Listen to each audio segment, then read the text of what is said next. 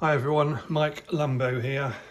When I've looked for videos, or when I originally looked for videos about what exactly Wargame Vault was, I struggled to find too much out there, although that doesn't mean there aren't some good videos out there already by any stretch. But having now been a user and indeed a publisher on the site for a couple of years now, I thought it might be useful to do a fairly quick video just highlighting what it's about. What I'm going to do here is talk about Wargame Vault from a kind of user or customer experience, so somebody who just wants to go on and look at what they've got and maybe buy some games from them, as I guess that's what most people are interested in. And then I will, in the second half, go on to talk about what it's like to publish material on there as well for others to buy.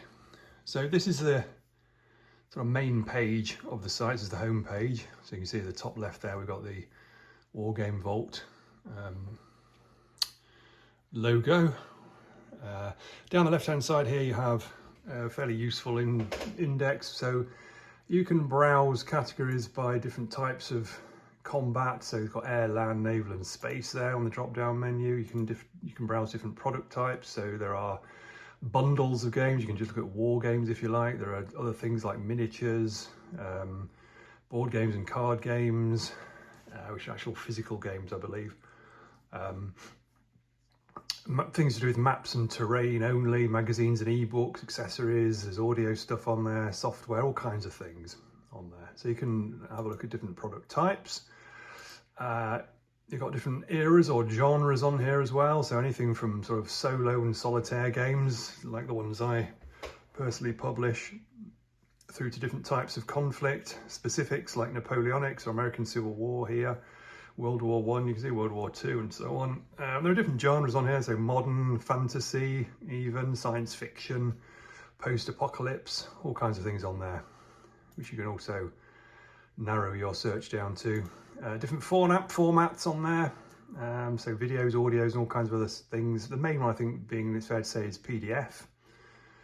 So you download what you buy as a PDF and then print it off. You can search in different languages, or for games published in different languages I should say, and you can search by publishers here. So just to be a little bit selfish here, you can see I'm listed here as Mike Lambo, game designer. So if I click on that, then it brings up all my particular games. So what is Wargame Vault? Generally, generally it's a download store, so you buy things on there and then you receive generally a PDF document which appears in the usual way in your sort of download section on your browser, and then you just download it to your computer and print them out at your will.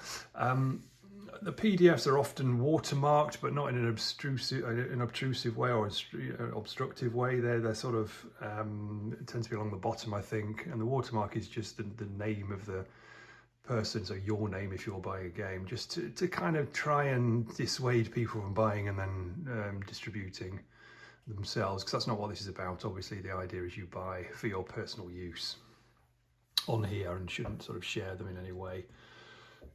So that just discourages that. But apart from that, you're getting a fairly standard PDF. Certainly in my own games, that's how they come as PDFs. I think that's how the majority of things on here come. And then you can print them off or take them to a printers and have them print them off for you, of course, if you don't have decent sort of colour printing facilities. So yeah, you bring them up, it brings up whatever you're searching for. So say these are my games. We click on one of these, for example, so Lone Sherman here, you might get some reviews. You see here, there's 7 ratings of my Lone Sherman game here. So you can click on there to see the usual kind of stuff there, to get some reviews. A bit of information here about the game in particular, you can read that. Sometimes you get a video, which I've got down here, which is me sort of just showing how to play the game in this case. So often there'll be videos to look at, and maybe 1 or 2 other bits and pieces as well. You can sometimes get a bit of a preview. So under here, under the page here, you can see there's a quick preview and a full-size preview. So if you click on there, you get a little bit of, usually a couple of pages just to have a look at. It's not printed quite, it's not come out quite properly, that black space there, but you get an idea of, what you're getting at least, which is helpful, I think, on there. So you can see here, this comes as a watermarked PDF. Prices do range quite considerably on Wargame Vault. Most of mine are coming in around $10, but you can certainly pick up games for a lot cheaper and a lot more expensive than that as well. You sometimes find some that are free. I think you can do that as a publisher, make some of your games free for maybe for a limited time, or maybe a limited number of them. Not quite sure how that works. I'm not done that yet, but I think you will find some. I think they're free.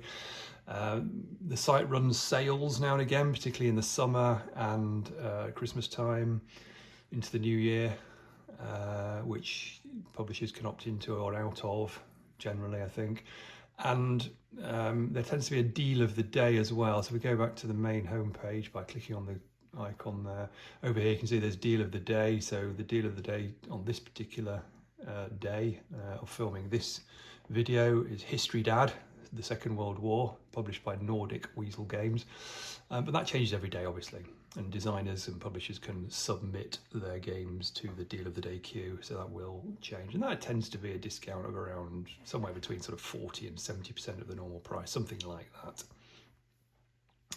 Down here you've got the best selling titles at the moment, so you can see the top seller is quite a well-known game here, Advanced Squad Leader. You can see that's $60, but that's a very professional, I say very well-known, highly reviewed, highly rated game, for example. Anyone can publish on here, so you get differences in quality, of course, so it is worth looking at reviews, but you certainly get a lot of price variance. You see here there are games on here, or material on here at least, for $3. You see there's one of mine there for $9.99, as I say. Plenty of others here for around $19.99, $9.99. There's a $1.49 there. Now they're all in dollars, but if you buy, you can buy from anywhere in the world, which is a real advantage of Wargame Vault. So the customer will pay in their local currency, and it gets converted across for you at checkout, I assume. That happens, but certainly that's, you know, the dollars don't need to put you off. We're all used to roughly converting things in our own minds, aren't we, to and from US dollars in our own currency, I'm sure. So, and you can pan along here these things and go right down. So there's a couple more of mine here: Battles of Kursk and Napoleonic, Battle of Napoleonic Europe. But there's plenty of other games on here as well. There's also the newest titles. So as things are published, they appear obviously at this end of the newest titles, and then gradually feed their way down. I think I've published one for a while on here, so a couple of months or so. So mine's probably fallen down this particular queue. But as I say, you get a lot of the most popular designers over here in this list. I think you can also search for games of a certain price range down here, so you can put your price range in there and see how that goes as well. So that's the home page. It's very easy to get onto. You have to create an account, but it's only a very simple online account from memory as a customer. You don't need to put any hugely detailed personal details in or anything. You don't need to put bank cards or anything like that in when you create your account and browse, but obviously you will need to pay when it comes to actually buying games. It goes without saying, of course. And let's have a look at what might happen if we fed through. So if I clicked on this top seller, Advanced Squad Leader Rulebook, then you would add it to your cart in the usual way. I won't go through the actual process, but the checkout is very similar to most online shopping that I'm sure everyone's aware of now. And again, here you're getting a watermarked PDF. So as soon as you've completed the transaction, instantaneously, or within a very short period of time, the document will be ready for download to your computer and will appear, as I say, in the usual way, as all downloads do, up on your browser here. And you'll, top right usually, isn't it, up here, you'll get a little, sorry, so it's off screen on mine, isn't it, but just above where it says My Library over here, just above there, on your browser header, you will get a little icon to say there is a document that has downloaded into your downloads, and then you can move that to wherever you wish on your computer, and of course to other devices that you might have. I think that's it. I mean, that's it really. It's fairly basic, but nice and easy. There's a huge number of games, maybe thousands of games on here for you to have a look at and peruse. And I highly recommend it as a site. Obviously it does require a bit of effort on the purchase, from the purchaser's point of view, but generally you will get things on here cheaper if they're available elsewhere. then often they are cheaper on here. So for example, my games are available on Amazon and lulu.com, where they come as physical books, which you can kind of get in the post and more or less open and start playing, subject to making a few counters. But on Wargame, obviously you have to print the whole thing out. Well, you have to print out the bits you need anyway. I mean, I guess things like rule books could stay in electric form, but certainly if there's maps and counters and so on, you will have to print those out and make them up as well.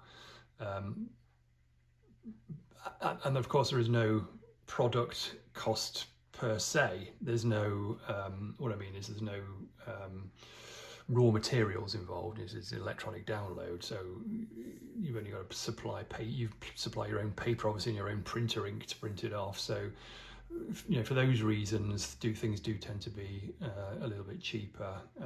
You know, generally, I guess my games are around about $20 on Amazon, whereas they tend to be 10 on here, because, you know, it does cut out the cost of having to print out, at least for for me or the publisher to print out the materials themselves. So there are pros and there are cons in that you have to do a bit more work maybe to get it into the actual playing shape or form. And if you want things to be on sort of card stock, then you have to think about how you're going to get that to work as well. If you're printing out maps and things, you know, do you print it out and then sort of stick it to card, or do you take it to a professional printer and have them do it? And again, that's going to add to your cost if you do that. But as a rule, you know, it's a great site, it tends to work very well, and it's instantaneous, and generally, as I say, fairly reasonable for the sort of thing that you are buying. You're still getting, you know, some really good quality games on here for very reasonable prices. Okay, it's wargamevault.com is the domain you need to look for that. So let's move on and talk about publishing a little bit. So once you decide that you want to publish one of your own games, it's really straightforward. First thing you do is to create a publisher account, which is a little bit more involved than creating your customer account. And you do have to think about things like tax status and payment mechanism and so on in order for you to be paid your part of the sales price, your royalties, I guess, for anything that you do sell on the site. So there's a few steps to go through in creating that account. I've already done that, so I'm not going to go through that again. I did it a couple of years ago, and it wasn't particularly onerous, but as I say, just a little bit more involved. And you know, there's no reason why anybody can't do that. And when the fact that I mentioned tax shouldn't scare you off. It's not. There are no difficult steps in there. It's just more steps to go through. But once you've got that, you then have this publish tab up here. And once you've logged on, you can get into that and do. That appears on your list of tabs up here, and if I click on that, then you'll see that it brings up a whole new section here. Okay, so this is my publisher area, and there are options up here such as set up a new title.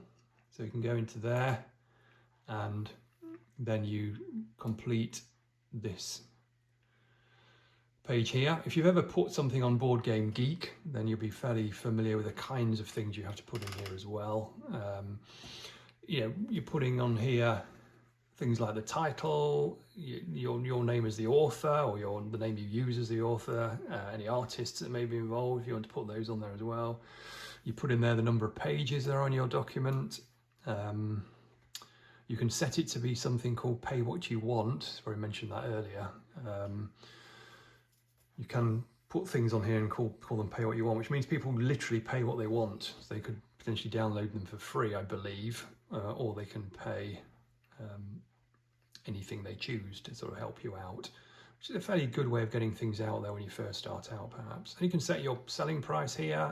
You can put an original price, which is optional, but never really been too sure what that is. I guess if you've got a temporary reduction or something, then you can use that to highlight that. Says the selling price should be at least 50 cents unless it's free. So I guess once you decide it's not free, then you have to put it at a minimum of 50 cents. And you put the amount in there in dollars, but you don't put a currency sign as it makes clear there. Just put the number in there. So you can choose any amount you want other than those restrictions. You can then put a bit of a description in there that you want to do. You drag and drop your file into this section here, I believe. Oh no, sorry, that's images. You can put images in there if you want supporting images to upload. Then it says here, you've got a cover image, so you can choose your file. So again, in the usual way, you click on there and then select the file on your computer. So your cover image can just be a sort of one page, sorry, just an image file rather that you've created. It could be a photo of the, something, your game in action, or a photo of the front cover if you have one, or whatever that might be. Then you've got lots of options here just to click on to let people know what sort of game it is. And these kind of tally with the search criteria we looked at earlier. So you can see it's got combat type, product type, era or genre, format, and languages. So again, for most of mine, they're kind of land-based, or space. I've done one or two. There are others on there though that you can do, air and naval being the key ones. Yeah, you've got war games, board games, accessories, all those kind of things we looked at earlier. You've got the genres that I've mentioned earlier, so it's different types of war or fantasy, horror, that kind of stuff. Format, mostly I've clicked PDF for mine, but there are other options there as well, and languages, which I don't think English is there. So I think I've always left that blank. I think that's the idea, if it's English. I'm guessing that's right. File security here, we can, I'm not quite sure this is source of PDF files. Okay, I've always left that electronic.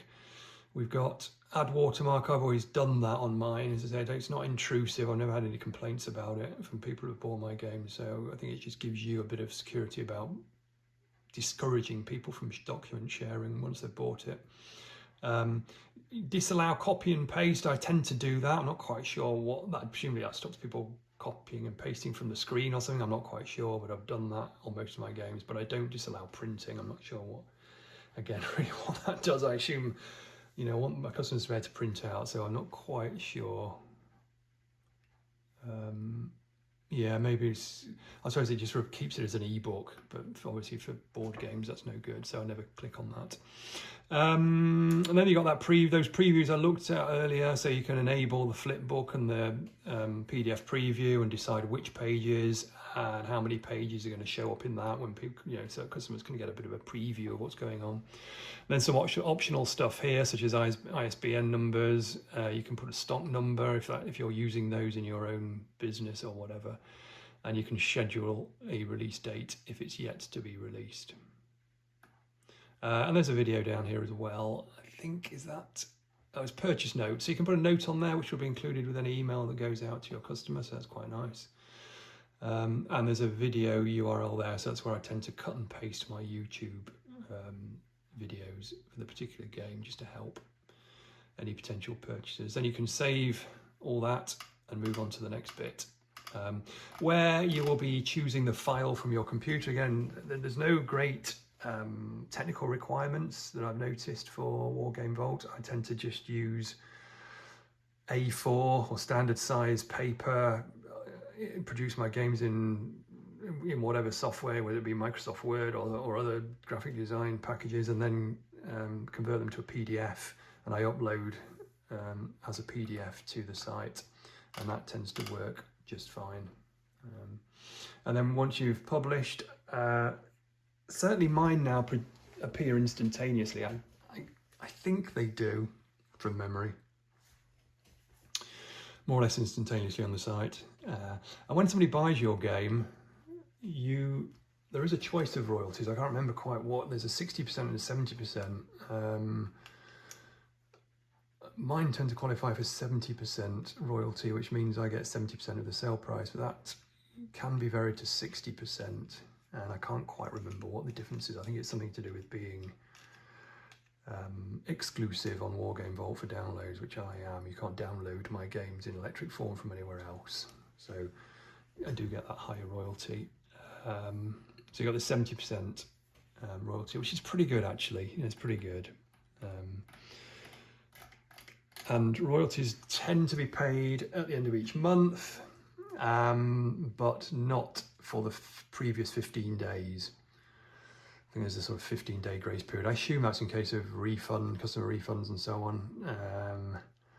So if you think about it, for example, you know, at the end of say, I don't know, March, you will generally be receiving royalties for the period roughly sort of 15th of February to the 15th of March, or 16th of March, something like 16th February, 16th of March, and you'll be getting those at the end of March. So you get them fairly quick, subject to, I'd say, that, is it a fortnight or 15-day period where you will get those royalties eventually, but obviously just not, you know, straight away. So that's pretty good. I find it tends to be a fairly popular site.